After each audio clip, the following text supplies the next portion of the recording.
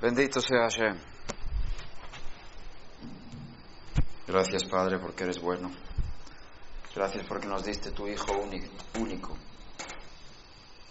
en sacrificio vivo y muerto, y lo resucitaste al tercer día, y lo entregaste como cabeza sobre todas las cosas.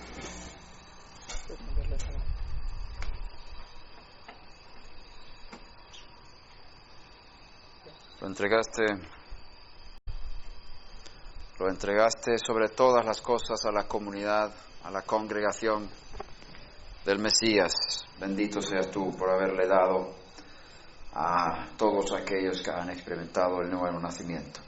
Pido, Padre, que nos abras los ojos hoy, que nos des una revelación más profunda de quién eres tú, que podamos conocerte, conocer los secretos, conocerte a ti, porque esta es la vida eterna, que te conozcan a ti, el único Dios verdadero y al que tú has enviado, Yeshua HaMashiach.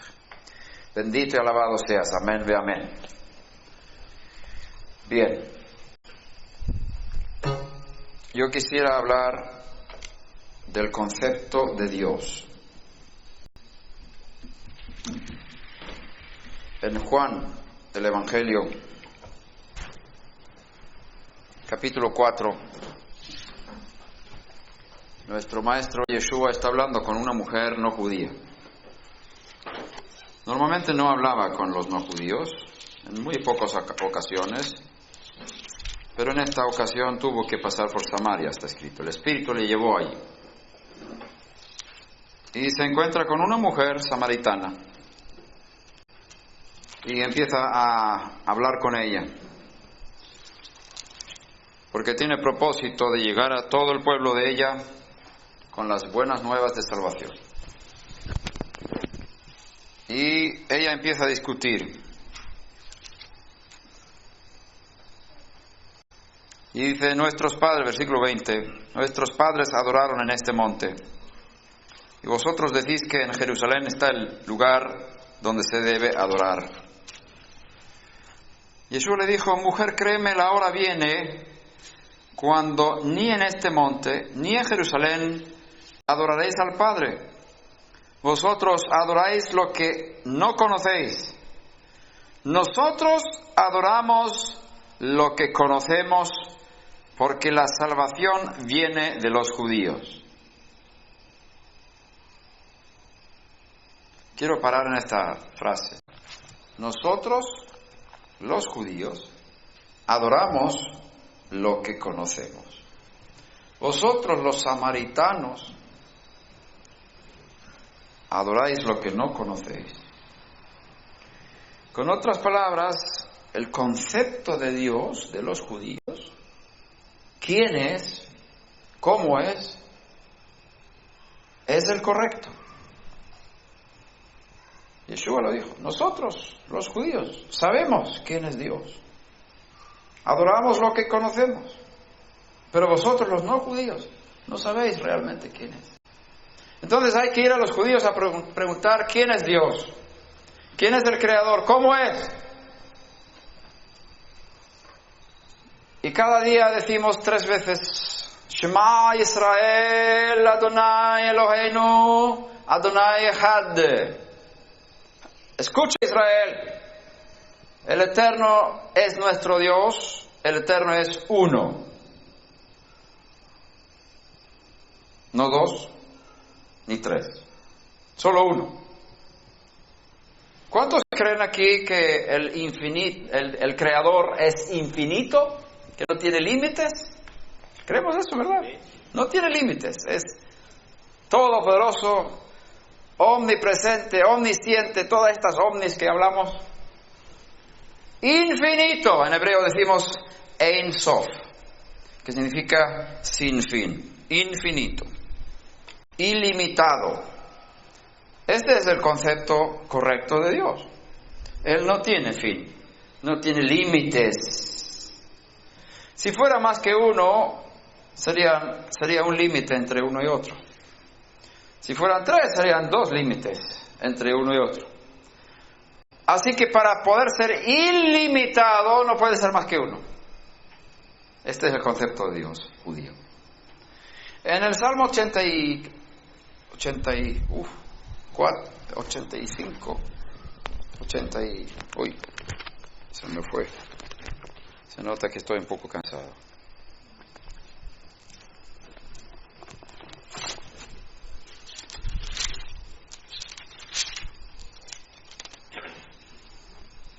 (84:11) está escrito: porque sol y escudo es el eterno Dios. Gracia y gloria da al Eterno. Nada bueno niega a los que andan en integridad. Sol y escudo es Hashem, o el Eterno Dios. Aquí tenemos dos nombres diferentes del Creador. Y estos son los nombres más importantes por los cuales Él se manifiesta. La primera vez cuando se habla de Él dice Elohim. Bereshit bara Elohim et hashamayim vet haaretz. En el principio creó Dios los cielos y la tierra. Elohim es el término del creador, del poderoso, del legislador, del juez, del rigor. Es la manifestación de la justicia y del rigor del creador. La creación fue establecida sobre la justicia. La justicia y la rectitud es la que sostiene toda la creación. Las leyes de la naturaleza, las leyes del universo, todo fue creado por Elohim. Así que su nombre Elohim revela la justicia y la rectitud y el rigor y el hecho de ser juez, porque dice en todo el capítulo 1 de Génesis: y vio Dios lo que había hecho y era bueno. Es decir, Él evaluaba el trabajo y juzgaba y vio que era bueno. Dio una sentencia sobre el trabajo de la creación. En el capítulo 2 de Génesis aparece otro nombre con 4 letras: Yud, Hei, Vav, Hei. Y no está permitido pronunciar ese nombre. En el segundo templo, hace 2000 años, cuando estaba el segundo templo aquí, sí se pronunciaba el nombre dentro del recinto del templo. Y el sumo sacerdote también, después de entrar en Yom Kippur, en el lugar santísimo, salió y pronunció el nombre de forma profética de Dios. Y cuando la gente escuchó su nombre, cayeron al suelo y decían: Baruch Shem Kevod Malchuto Leolam Vaed, bendito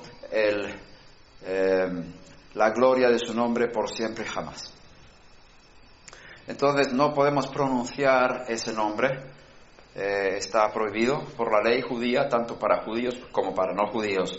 Se estableció que no pronunciamos ese nombre fuera del templo, y no tenemos templo.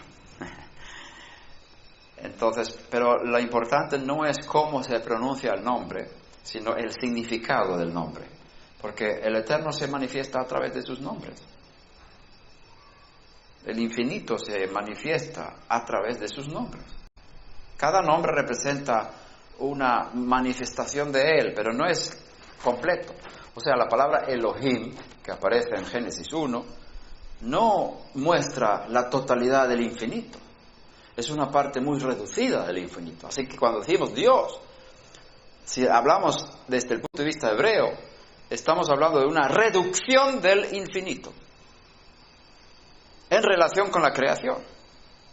Elohim es una reducción porque es la parte de rigor, la parte de justicia, la parte de legislación y la parte de ser juez. Y ahí no tenemos misericordia. Todo es rigor y justicia. Por eso también se manifiesta muy cerca, en el capítulo 2, muy cerca del relato de la creación. Ya en el principio empieza a manifestar otro carácter, podemos llamarlo así, de sí mismo, que es la misericordia, el amor, el perdón. Entonces el nombre Yud Hei Vav Hei, que se pronuncia en hebreo, cuando lees un texto bíblico, se pronuncia como Adonai, que significa Señor.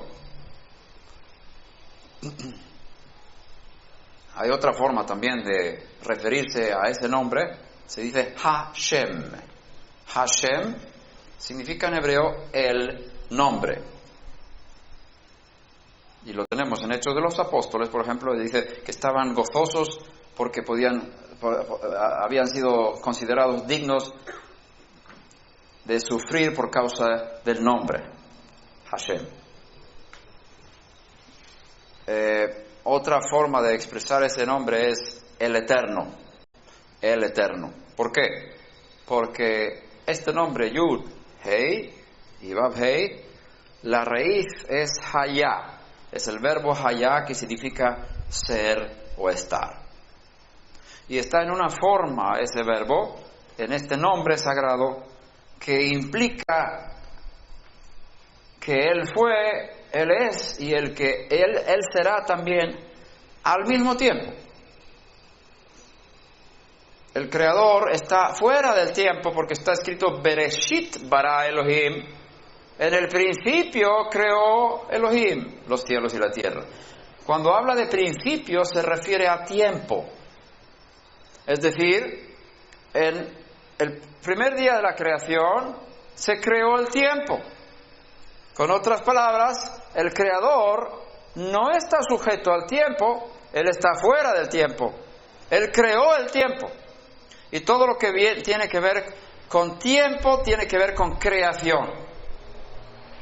Entonces, cuando hablamos de un pasado, un presente y un futuro, estamos hablando de las cosas creadas.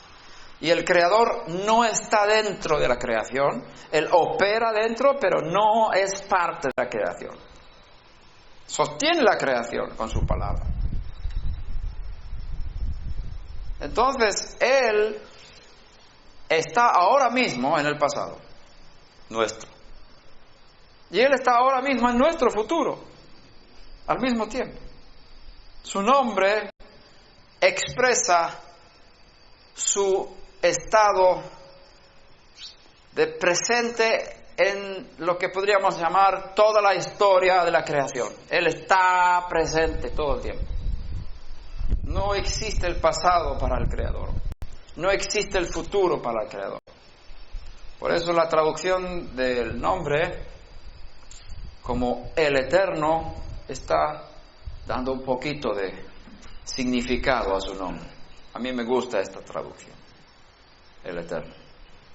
Ahora, ese nombre fue manifestado a Moshe Rabenu, nuestro maestro, Moisés, en el monte Sinai. Cuando él dice, déjame ver tu gloria, déjame conocerte. Y él dice, yo voy a dejar pasar mi gloria delante de ti. Pero no vas a poder ver lo que hay delante de mí, mi frente. Solamente vas a poder ver lo que hay detrás de mí, mis espaldas, lo que hay detrás. Me vas a conocer no por lo que hay delante, sino por lo que hay detrás. Es decir, no podrás conocerme por las cosas que voy a hacer en el futuro, sino por las cosas que hago ahora y lo que he hecho en el pasado. Así podrás conocerme por mis obras. Y cuando yo pase delante de ti, primero voy a protegerte. Por eso vemos ahí sol y escudo es el Eterno. Él es tan poderoso es que no podemos hablar ni siquiera de poderoso porque estamos siempre encerrados en la creación con nuestra forma de pensar. Claro que es poderoso en relación con la creación, pero Él es luz. Las Escrituras dicen, Dios es luz y no hay ninguna tiniebla en Él. Entonces lo que podríamos, si vamos a hablar de alguna esencia, porque realmente no podemos hablar de esencia de Dios, porque no tiene esencia. Él está fuera de todo. Por eso le llamamos Kadosh, Kadosh, Kadosh, santo, santo, santo, separado, separado, separado. Separado de este mundo físico, separado del mundo del espacio y de las estrellas, y todavía más santo, más separado de todo. Kadosh. Es decir, no es parte de la creación, Él está fuera. Y para nosotros es muy difícil definir a un ser que no es parte de la creación, porque aprendimos todo de nuestro mundo. Entonces es mucho más fácil definirle en lo que no es, en lugar de decir lo que es. Porque si decimos Dios es grande, ¿qué significa eso? Grande, eso tiene que ver con tamaño, ¿verdad? En este mundo, 3 metros, 5 metros, y Él creó el espacio, creó los tamaños. No está sujeto a ningún tamaño, no tiene tamaño.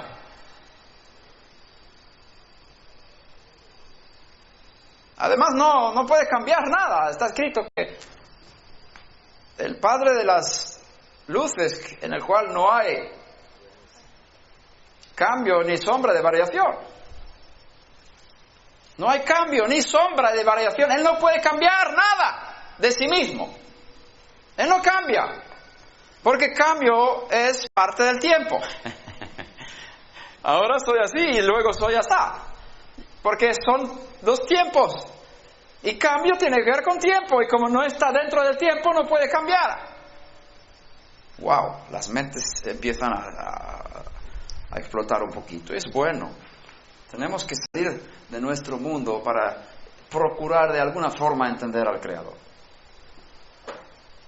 Entonces, si hablamos de Él como luz, estamos cerca de las Escrituras. La revelación que las Escrituras dan de Él. Luz. Y por eso el Salmo dice, sol y escudo. Es el eterno Dios, en este orden. Ahí tenemos las 2 manifestaciones de los 2 nombres, tanto el nombre de misericordia. No terminé el pensamiento de Moisés. Cuando el Eterno pasó por delante de él, pronunció su nombre, clamó, y Moshe escuchó el nombre, y dice, Hashem, Hashem, Dios misericordioso. ¿Qué dice después? Éxodo 33, ¿no? Vamos a leer.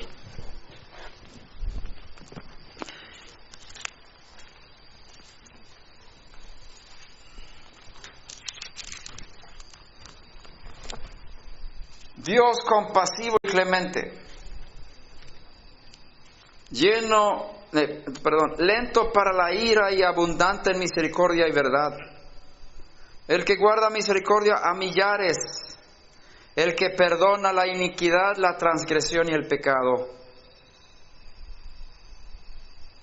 Vamos a parar ahí. Hasta allí tenemos 13 atributos de misericordia. 13. Si los cuentas son 13.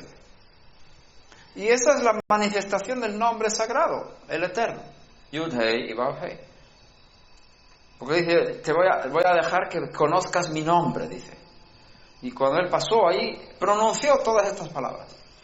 Es decir, el nombre, el Eterno, Hashem, representa la misericordia.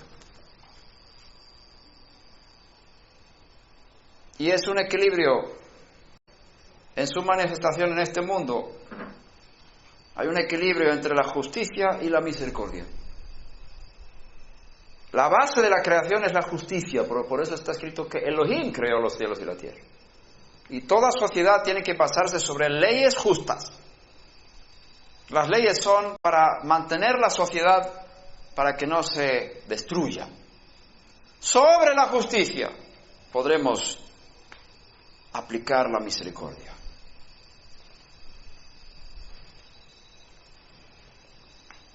Y es más, la misericordia es una manifestación en muchas ocasiones. Como hemos leído ahí, perdona la iniquidad, el pecado y la transgresión. Si no hubiese pecado, no sabríamos lo que es la misericordia, ¿verdad? El pecado revela la bondad de Dios.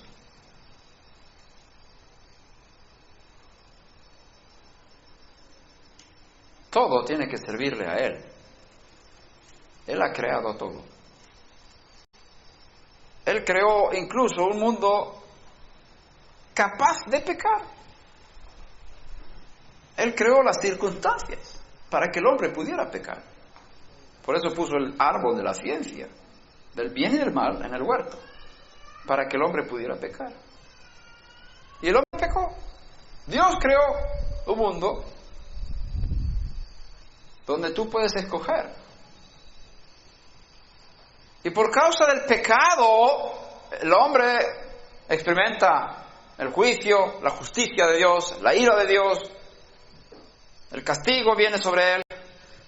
Y al mismo tiempo hay una posibilidad de hacer tshuva, arrepentirse, volver a Dios. Y cuando un hombre o una mujer se vuelven hacia Dios pidiendo perdón por sus pecados, por su rebelión contra la justicia, se manifiesta la misericordia. Bendito sea su nombre. Se da a conocer por un nombre que no hubiéramos conocido si no hubiese habido pecado. Así que hasta el pecado sirve los propósitos de Dios. Y cuanto más abunda el pecado, sobreabundará la gracia. Bendito sea su nombre. Él es el creador de todas las cosas. Y es más, yo suelo decir que Él es el autor de la película. Desde la creación hasta hoy es una película. Y Él escribió la película. Y todo lo que sucede ya fue escrito. ¿Cómo se llama el libro de las películas? El manuscrito, ¿no? El guión. Esa es la palabra. Todo está en el guión. Cuando Adán y Eva tomaron del fruto prohibido, no fue una sorpresa para aquel que está en el futuro. No es que solamente lo sabía, lo había planificado ya. Él escribió la película. Está en el guión. Tanto está en el guión que el judaísmo enseña que 7 cosas fueron creadas antes de la fundación del mundo, y una de ellas es el arrepentimiento. Dios creó el arrepentimiento antes de la creación del mundo. ¿Por qué? Porque sabía que el hombre iba a pecar. Lo había escrito en el guión. Para Él no hay nada de sorpresa. No hay nada. Él no tiene problemas con Satanás. No dice, uy, me equivoqué. Yo pensaba que el hombre no iba a hacer lo que hizo. Le dije que no hiciera, que no comiera del fruto. Y mira, fíjate que ya yo no sé qué hacer con estos hombres ahora, a ver si los voy a exterminar a todos, me arrepiento de haberlos hecho. Dios no es así. Aunque la Torah misma diga, Dios se arrepintió de haber hecho el hombre, no significa que Él cambie como nosotros, porque eso es un cambio. Y Él no cambia, Él es inmutable. Escucha bien esto. Toda ocasión cuando las Escrituras hablan de emociones de Dios, tiene que ver con su acción en relación con la creación. No es que Él sienta ira o sienta pesar o arrepentimiento. Es una manifestación de acción por parte suya.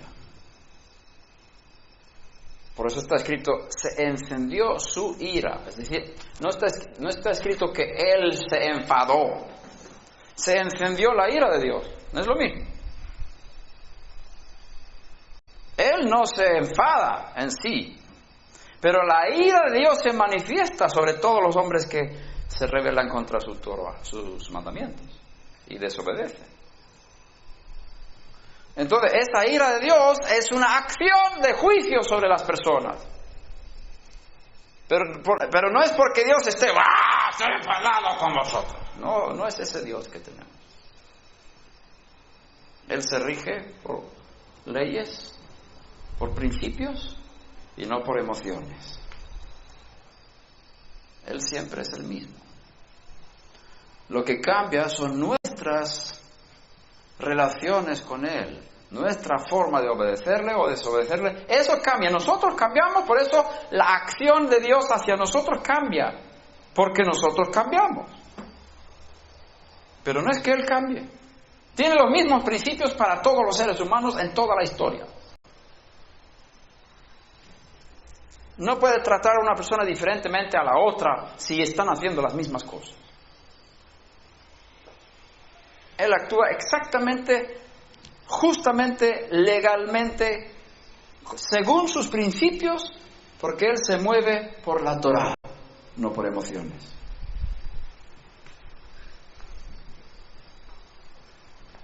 Sol y escudo es el eterno Elohim.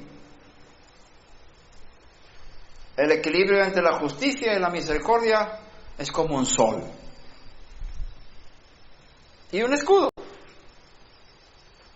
¿El sol qué es? Es un astro sumamente grande. Si podemos ver el sol en relación con la tierra, si hacemos el sol, yo no sé exactamente, yo creo que no me equivoco, si hacemos el sol como una naranja, la tierra sería como la cabeza de una aguja, o más pequeña todavía. El sol es sumamente grande. Nosotros lo vemos ahí en el cielo y tiene mucha fuerza, mucho calor.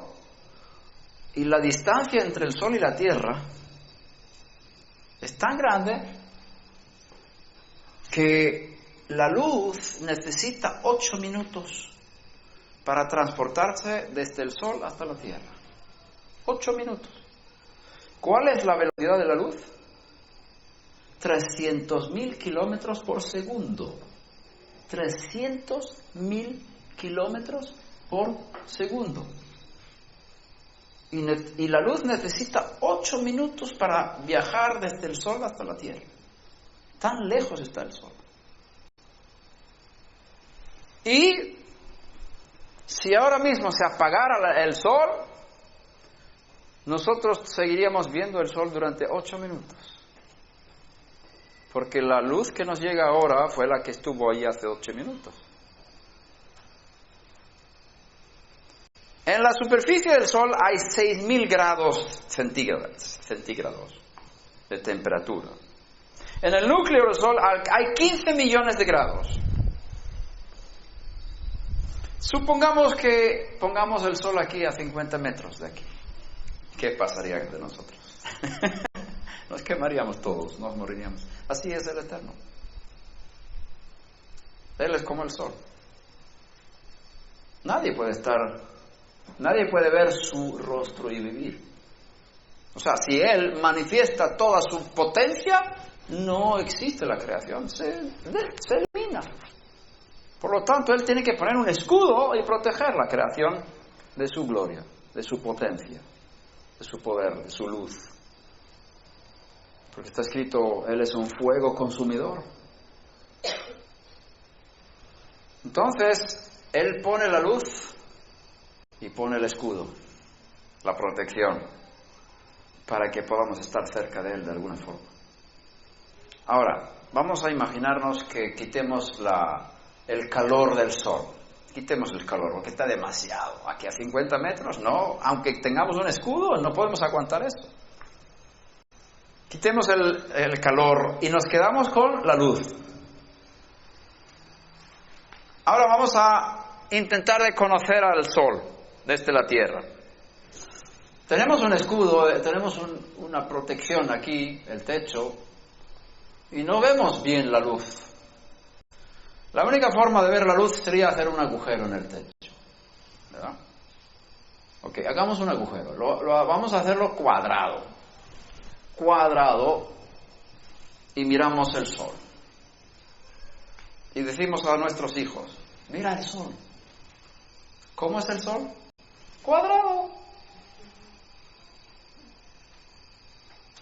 Y va predicando por el mundo, el sol es cuadrado, porque yo lo he visto, tiene una revelación del sol, es cuadrado.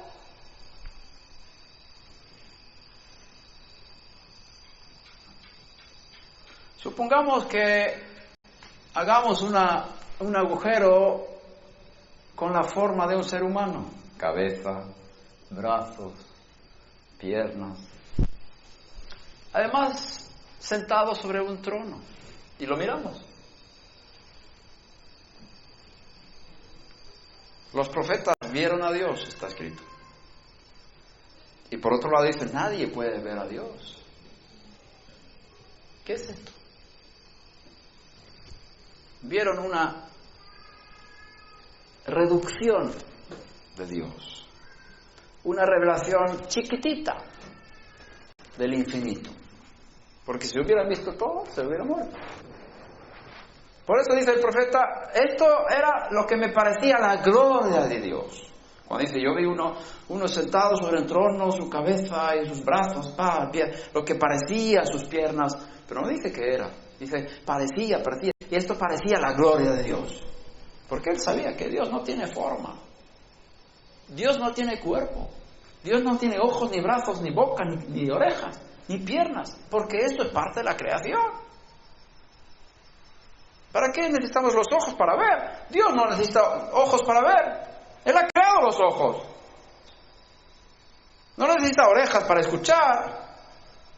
Él ha creado la capacidad de percibir por el oído.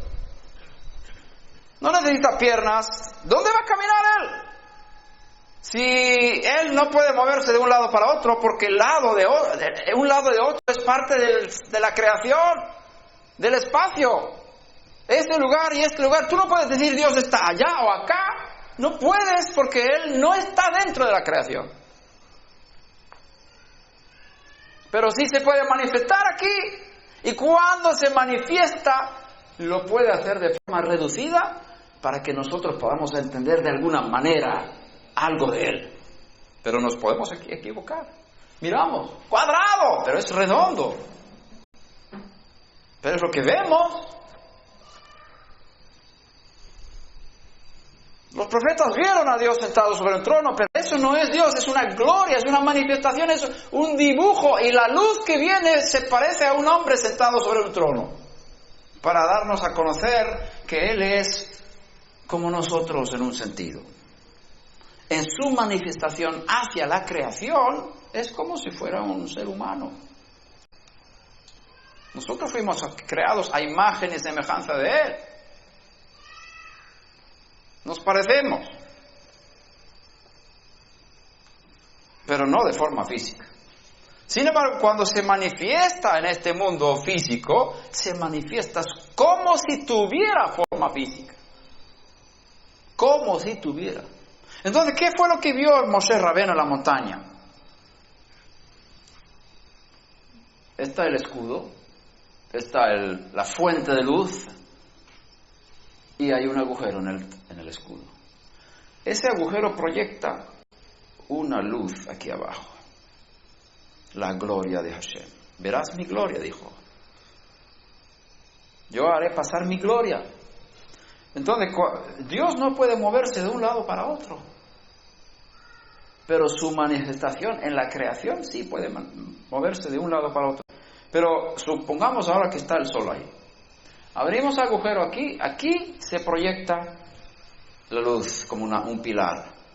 Y si esta luz va a moverse de aquí para allá, ¿qué es lo que se mueve? El agujero en el escudo. Pero el sol no se movió para nada. Se quedó igual, intacto. Eso fue lo que pasó en la montaña. De alguna manera es para explicar, ¿no? El Eterno movió la proyección de su gloria, pero Él no se movió de un lado para otro. El infinito es infinito. Nosotros adoramos al que conocemos.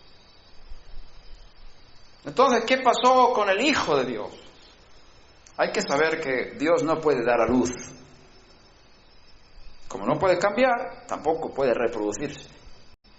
No puede dar luz. Cuando las Escrituras hablan de mi hijo eres tú, yo te he engendrado hoy, y eso está en relación con la resurrección, Hechos 13. Como está escrito ahí, Dios lo hará resucitado de los muertos, como dice el segundo salmo, tú eres mi hijo, Yo te he engendrado hoy. En la resurrección fue engendrado.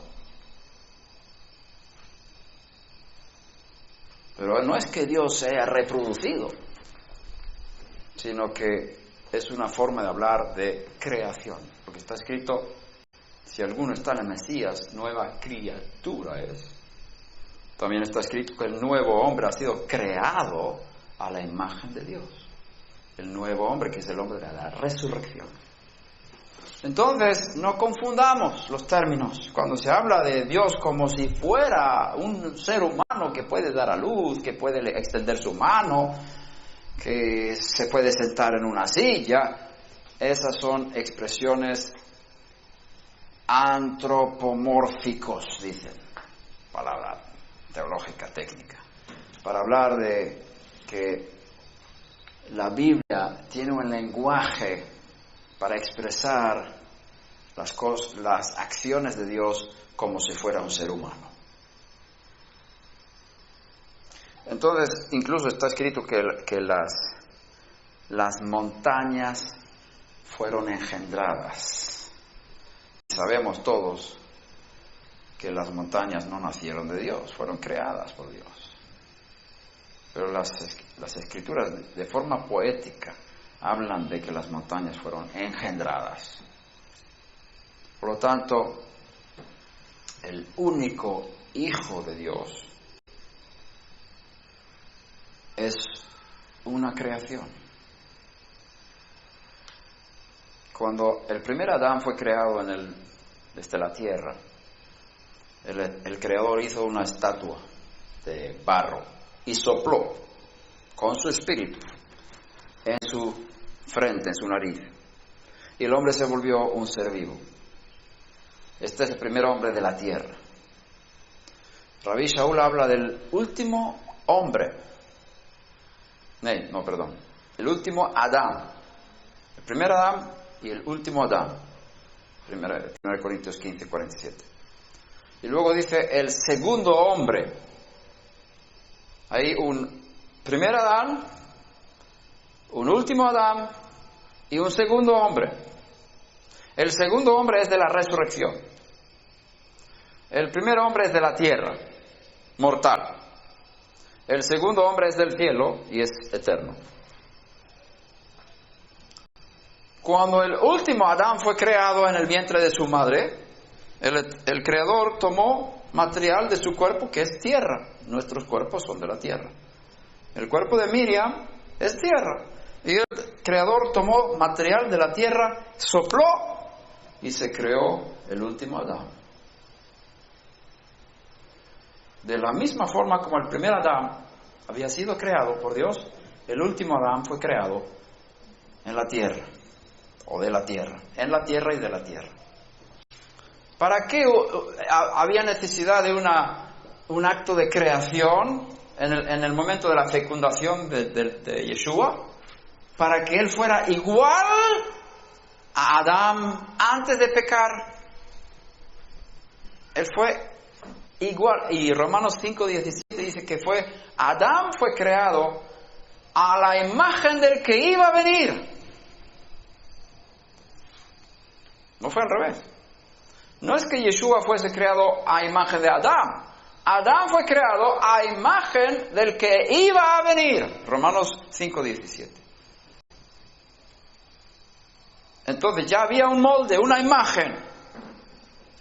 Y Adán fue creado a esa imagen. Y esa imagen ahora vino de forma sobrenatural. Y se formó un hombre nuevo.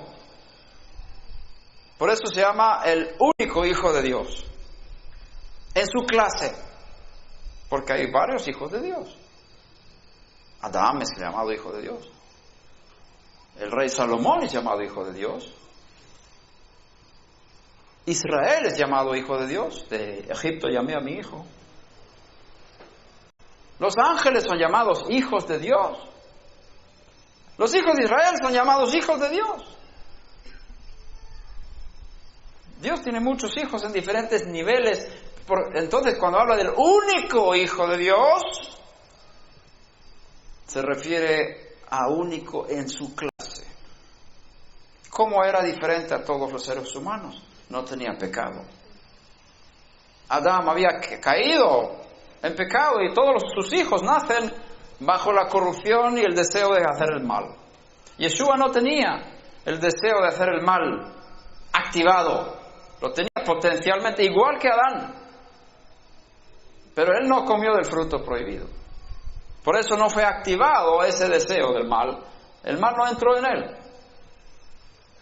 La única diferencia entre él y Adán, bueno, quizás no la única, pero lo más importante, es que su cuerpo no tenía luz. No te caigas. Más arriba. Empieza arriba, ahí. El Midrash, la literatura judía enseña que Adán fue creado con una ropa de luz que cubría todo su cuerpo. Eva también. Como escamas de los peces. Y reflejaba la gloria de Dios. Y cuando pecaron, cayeron las escamas y se dieron cuenta que estaban desnudos. Y se cubrían con hojas de higuera para, de alguna forma, restituir esa falta de gloria. Pues está escrito que el hombre es pecador y está destituido de la gloria de Dios. Pero cuando vino este hombre, el último Adán, que había sido creado en el vientre de su madre, y nació, no tenía luz en su cuerpo. Como dice Romanos 8:2, que fue creado en semejanza de carne de pecado. Semejanza, pero no tenía carne de pecado, pero era semejante a nuestra carne, que no tenemos esa ropa. Por eso tenemos que vestirnos. Tú no ves a los animales vestirse. Algunos ponen ropa sobre los perros, pero se quedan feísimos. Eso no es natural, ya tienen su ropa. Pero el hombre no tiene ropa, tenemos que vestirnos. Nos falta la gloria que teníamos. Y Yeshua también. Fue hecho semejante a sus hermanos en todo, menos en pecado. No tenía pecado. Entonces, la palabra unigénito en en Juan 3:16. De tal manera amó Dios al mundo que ha dado su Hijo unigénito para que todo aquel que en él cree no se pierda sino tenga vida eterna. Es la palabra griega monogenes. Genes viene de genes, de los genes. Y habla de engendro. Sin embargo, si tú estudias el hebreo y el arameo, que son las lenguas que se hablaban en Israel en la época, Yeshua no hablaba en griego con Nicodemo, hablaba en hebreo o en arameo, posiblemente hebreo, yo creo, fue hebreo.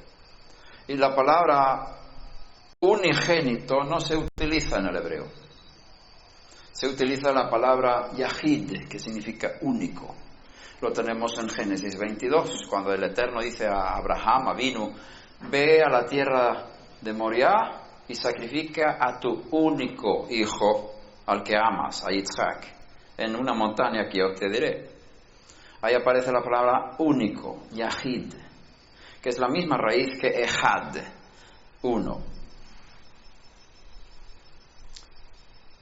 No existe el término unigénito en hebreo. Por lo tanto, no podemos basarnos en el griego de Juan 3:16 para crear una doctrina. Las doctrinas se crean por traducciones y se desvían del original. Si nos basamos en las traducciones, vamos a tener muchos errores de doctrina, porque los traductores no tienen la revelación perfecta y ellos ponen en sus traducciones sus propias interpretaciones, y tenemos que ir a la fuente, al hebreo y al arameo, para entender qué estaba diciendo el maestro en ese momento. Es un error pensar que Dios pueda dar a luz un hijo. No está escrito el unigénito, el único engendrado por Dios, sino solamente, está escrito en griego, pero Yeshua no habló griego. No habló con Nicodemo en griego. Es decir, él no dijo unigénito, él dijo único. se tradujo al griego como unigénito. Y lo vemos en la Septuaginta también, la traducción al griego de los textos hebreos, que se hizo en el siglo II, antes de la era común. Ahí traducen la palabra Yahid como monogenes, como unigénito. Tenemos otra palabra también que es el primogénito. Y tampoco está la palabra génito ahí. Primogénito entre muchos hermanos. También está escrito que es el primogénito de la creación.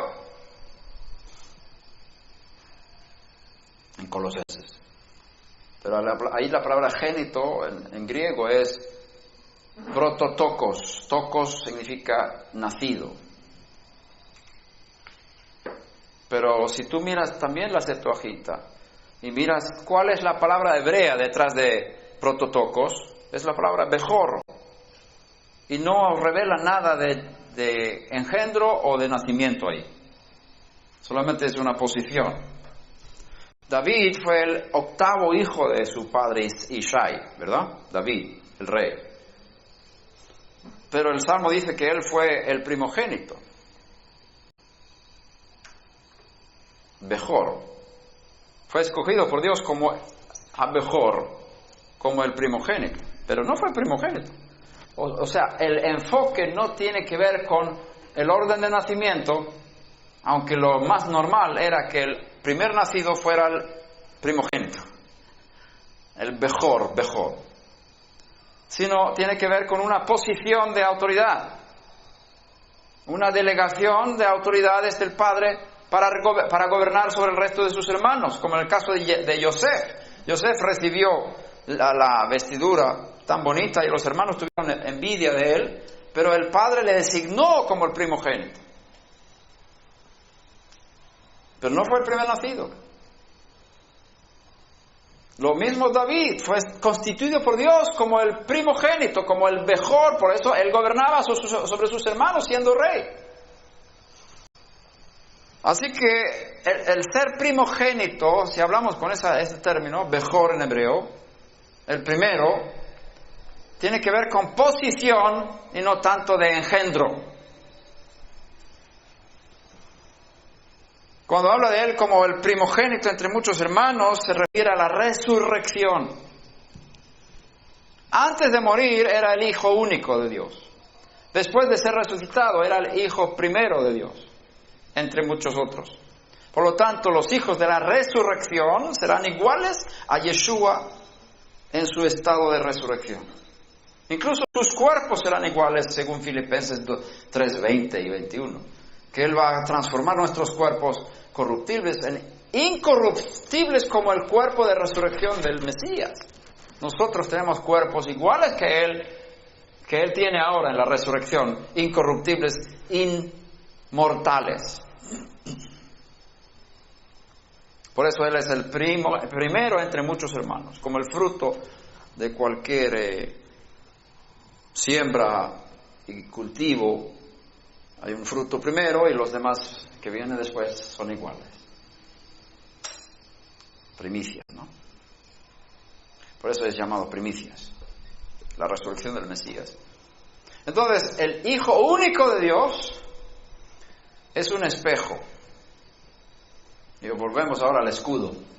Hay un agujero, hay una luz que se proyecta de arriba para abajo, y si colocas un espejo ahí, con un cierto ángulo, ¿qué vas a ver? ¿Vas a ver luz? Tú vas a ver la luz de arriba y no vas a ver el espejo. El que me ha visto a mí, ha visto al Padre. Y en Hebreos capítulo 1 dice que Él es el reflejo del Dios invisible. Él es el espejo. Pero no es el Dios invisible. Él refleja la gloria de Dios. Y nosotros también somos espejos. Y nuestra tarea es limpiar el espejo, para que se vea solamente Dios en nosotros.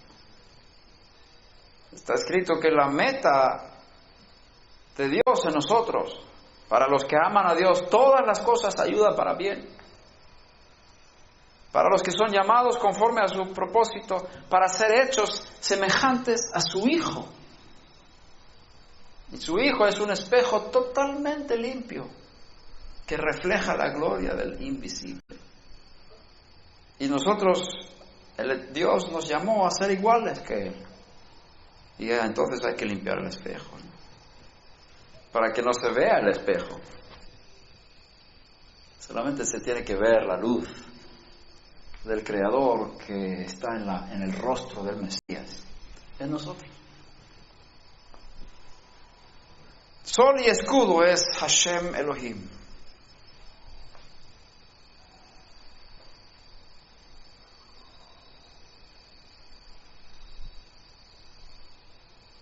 Él se puede manifestar en todas las cosas creadas. Todo lo que tenemos en esta creación habla de Él. Estas hojas hablan de Él. Podemos conocer a Dios a través de estudiar las hojas. Podemos conocer a Dios mirando el mar.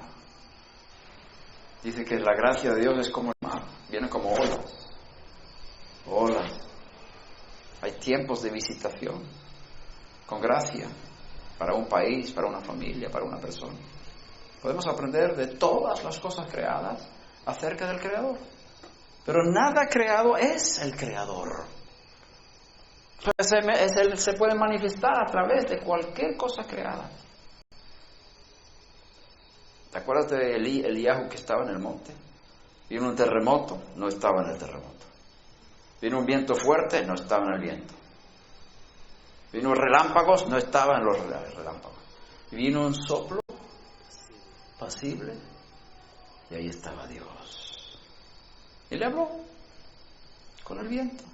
También en el libro de Job, el Eterno habló a Job con la tormenta.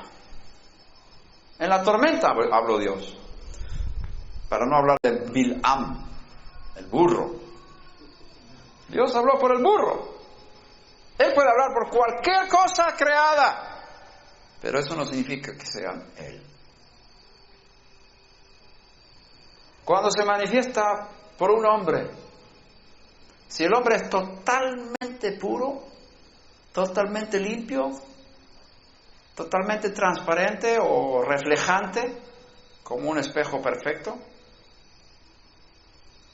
todo lo que el infinito puede manifestarse en este mundo creado a través de un ser humano es Yeshua. Pero es una manifestación limitada del infinito.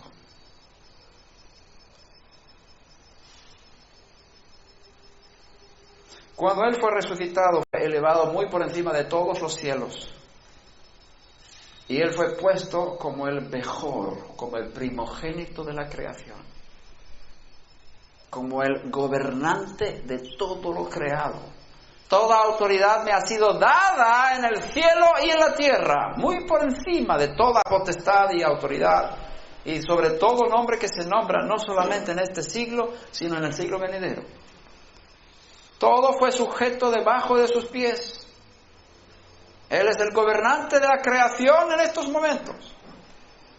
Él es el representante del Creador en estos momentos. Tú miras hacia arriba, ¿quieres ver al Creador? ¿Qué ves? A Yeshua, el Mesías. Él fue instituido Elohim. Él es el Dios de la creación ahora. El delegado del infinito. Pero el embajador no es el mismo que el presidente.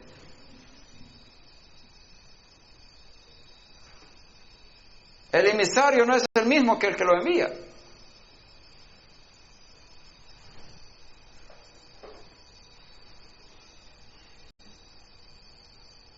Moisés fue puesto como Elohim. Está escrito, yo te he puesto como Dios. Pero no dice así el hebreo. El hebreo dice, Natati leja Elohim. Yo te constituyé Dios para el faraón. Y Aarón es tu profeta. Moisés es llamado Elohim. Los ángeles son llamados Elohim. Los dioses de Egipto son llamados Elohim. La palabra Elohim significa todopoderoso, para hablar de alguna forma. Y es una función de autoridad en esta creación, pero no es el infinito.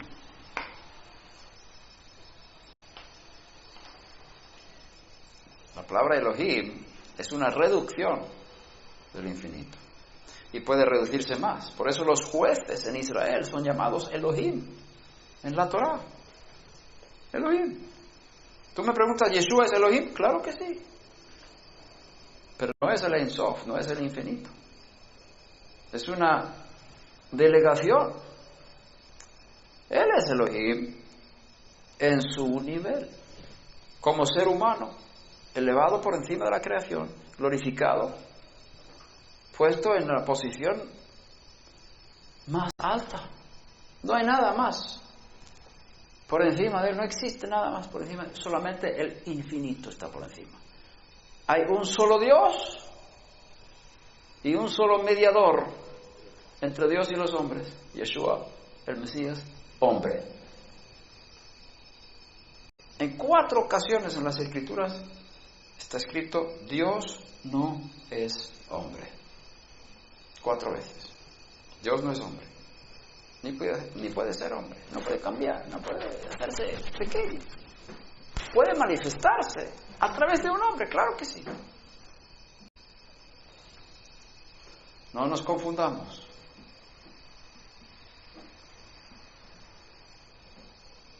Está escrito, oraréis al Padre en mi nombre. En ese día no me preguntaréis nada. Oraréis al Padre. Enséñanos a orar, Padre nuestro, que estás en el cielo. Padre es una reducción. Ser padre es una cosa limitada. Tiene una condición. ¿Cuántos son padres aquí? Incluye a las madres, ¿no? ¿Cuándo nos convertimos en padres? Cuando nació nuestro primer hijo. Cuando nació nuestro primer hijo. Nos convertimos en padres. Antes no éramos padres. Cuando hablamos del Padre, ¿de qué hablamos? Hablamos de una forma reducida de manifestación del infinito en forma de Padre. ¿Y cuándo es Padre? Cuando tiene hijos. El Padre de las luces, dice Santiago, ¿no? ¿Qué son luces? Son los ángeles, los astros, que son como ángeles. Por eso los ángeles son llamados hijos de Dios. Fueron creados antes que los hombres. El infinito se transformó en Padre en el momento de tener hijos. Ángeles, por ejemplo. Entonces nuestra relación con Él como Padre es porque somos hijos. Tenemos acceso al Padre. Dios nuestro Padre está escrito. Todos estos nombres que hablamos son funciones, son oficios. Los nombres de Dios son oficios. El infinito en sí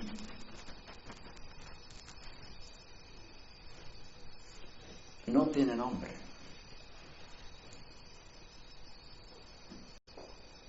Por eso cuando Moshe le pregunta, ¿cuál es tu nombre? ¿Qué diría a los hijos de Israel? Entonces él empieza diciendo algo que es un poco complicado, diciendo Ehiyeh Asher Ehiyeh. Y lo tradujeron como yo soy el que soy, pero no está escrito así en hebreo. Ehiyeh no significa soy, porque el verbo soy no se dice en presente, no se usa en hebreo. Yo soy no se puede decir en hebreo. Ehiyeh significa yo seré. es futuro. ¿Quién eres? Ejie, Asher Ejie, yo seré el que seré. Qué nombre más raro, ¿no? Pero dice, bueno, no digas eso a los hijos de Israel, porque no lo van a entender. Entonces lo reduce a Yud, Hei y Vav Hei, Hashem. El que es, el que era, el que es y el que será al mismo tiempo. Complicado. Entonces, cuando dice Ejie, Asher Ejie, según Rambam, que es un rabino muy importante en la Edad Media, significa yo soy el que existo por mí mismo. Él da ese sentido a ese nombre. Yo existo por mí mismo. No necesito nada. ¿Y sabes una cosa? Él no necesita nuestras alabanzas para sentirse bien. Nosotros necesitamos alabarle a Él para estar bien con Él.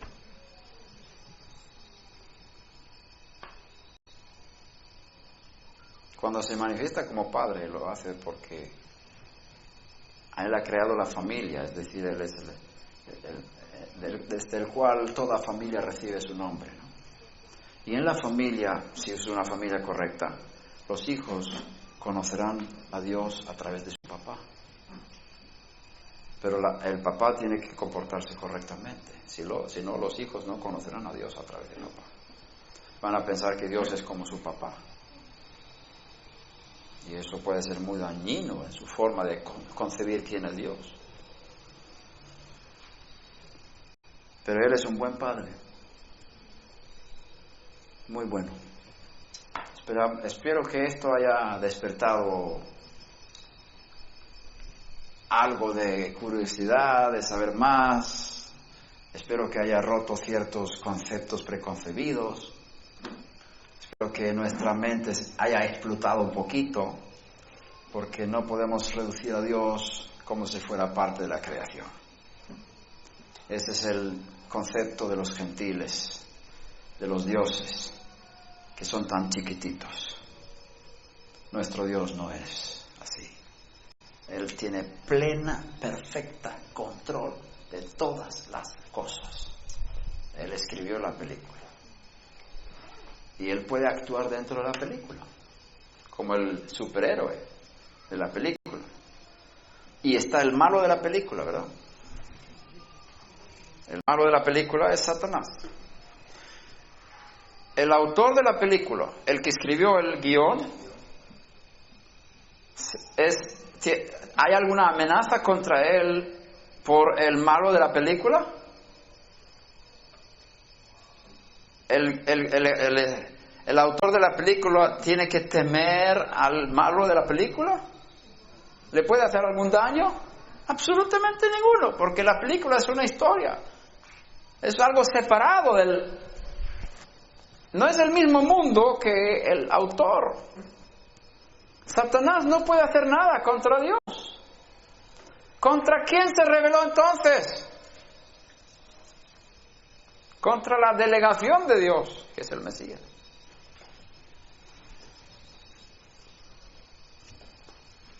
Vamos a parar aquí porque ya es demasiado. Padre, gracias porque tú eres bueno. Pedimos que estas palabras puedan ayudarnos a comprender algo más de ti. Pedimos espíritu de revelación y de sabiduría para un mejor conocimiento de ti.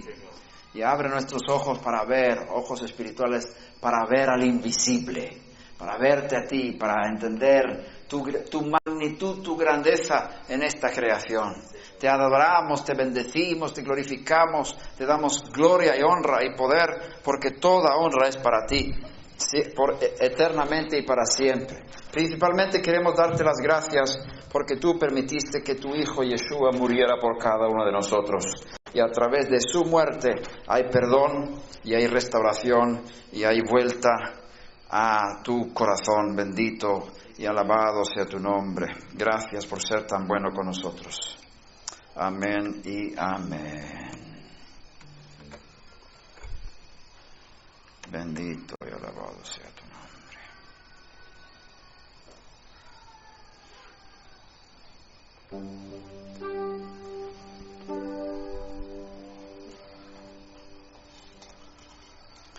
¿Cantamos algo? Me tenéis que ayudar porque yo no sé las canciones que vosotros cantáis.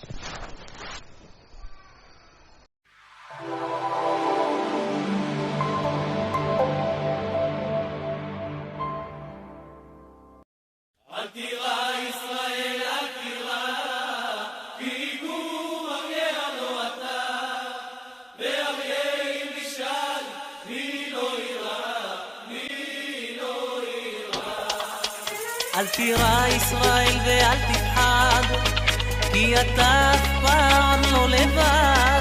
שוכן שמיים אל יחיד ומיוחד, שומר עלינו מכל רע לעד.